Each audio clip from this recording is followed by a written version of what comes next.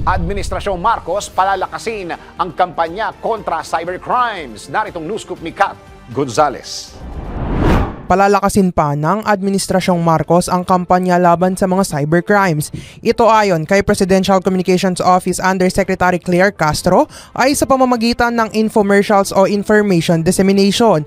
Ipinunto ni Yusek Castro na noong nakaraang taon ay pumalo sa 5.82 billion pesos ang nawala sa mga financial institutions na pinangangasiwaan ng Bangko Sentral ng Pilipinas mula sa cyber attacks, kung saan mas mataas ito sa 2.6% kumpara sa 5.67 billion pesos na nawala noong 2023. Dahil dito, hinikayat ng Palace Officer ang mga bangko na bumalangkas ng mga bagong internal policies hinggil dito. Aminado naman si Yusek Castro na sumasabay sa makabagong teknolohiya ang mga cyber criminals, kaya't mahalaga aniyang sa ganitong paraan din lalabanan ang mga ito.